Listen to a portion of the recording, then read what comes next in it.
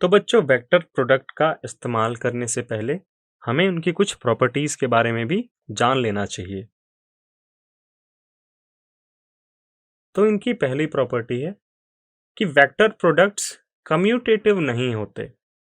अब इसका मतलब क्या है बच्चों? इसका मतलब ये है कि A cross B is not equal to vector B cross ए।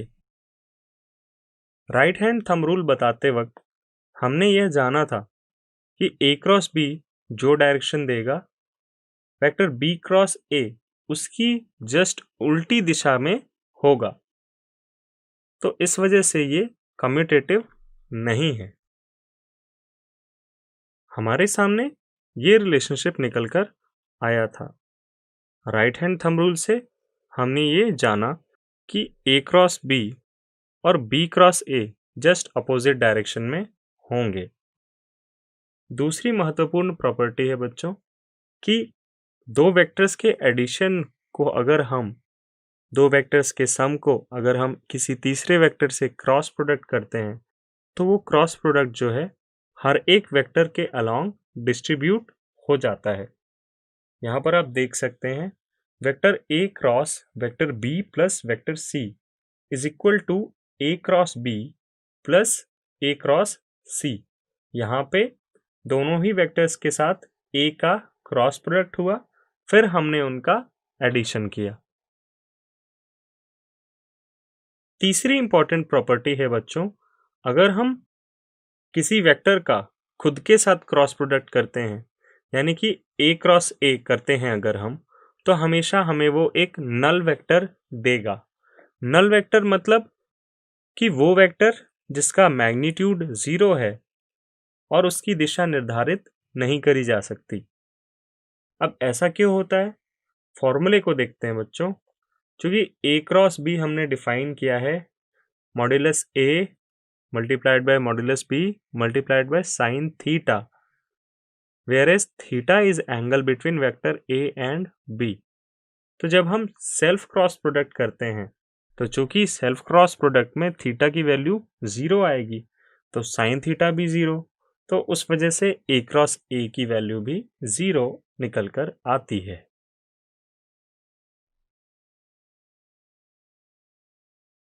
तो बच्चों प्रॉपर्टीज जानने के बाद हम टेस्ट करते हैं कि आपने एक्चुअल में क्या सीखा।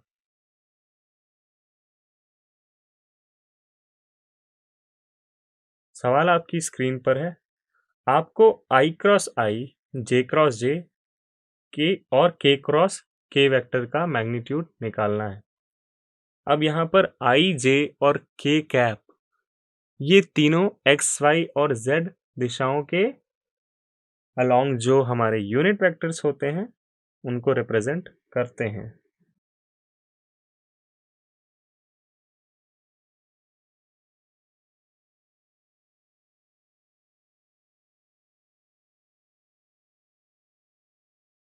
अब चूंकि अगर हम सॉल्यूशन की बात करें तो जैसा कि मैंने आपको सिखाया है कि जब भी हम किसी वेक्टर का सेल्फ क्रॉस प्रोडक्ट करते हैं यानी कि आई क्रॉस अगर आई करें हम, तो आई क्रॉस आई में तो बेटा साइन थीटा 0 आएगा, तो ये वैल्यू तो 0 आनी चाहिए।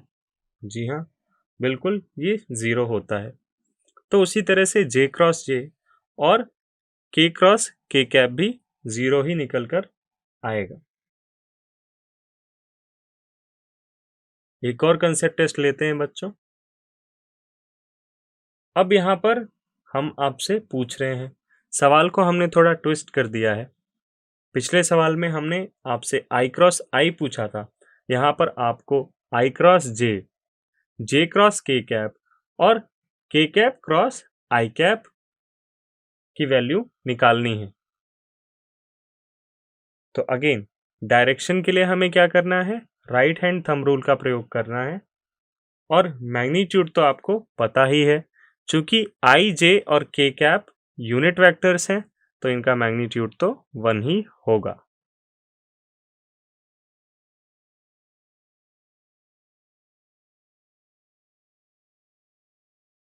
अब यहाँ पर हम राइट हैंड थंब रूल का प्रयोग करेंगे।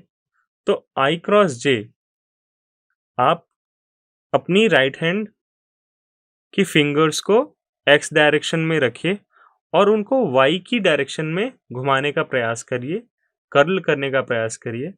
तो आप देखेंगे आपका थंब जो है वो प्लेन के बाहर यानी कि जेड एक्सिस की ओर इंडिकेट कर रहा है, यानी कि ये हमें के कैप डायरेक्शन मिलेगी।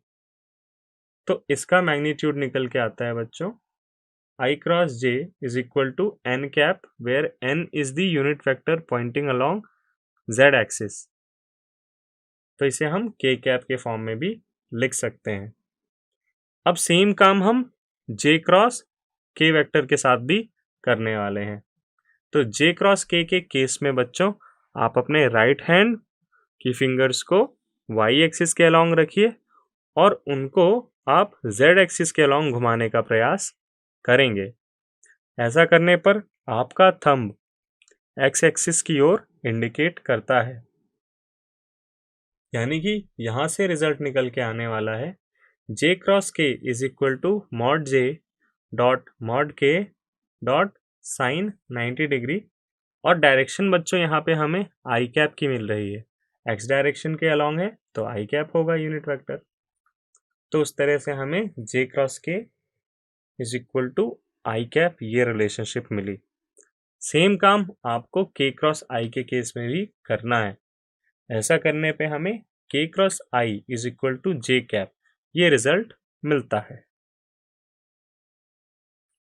तो ये बहुत ही इंपॉर्टेंट सवाल था बच्चों। अगर हम इसके रिजल्ट को समराइज करना चाहें तो हम कुछ इस तरीके से लिख सकते हैं कि अगर हम i से j की ओर बढ़ रहे हैं, यानी कि i और j का क्रॉस प्रोडक्ट करेंगे, तो हमें ये तीसरा वेक्टर, ये जो डायरेक्शन है ना बच्चों, एरो को फॉलो करना है बस।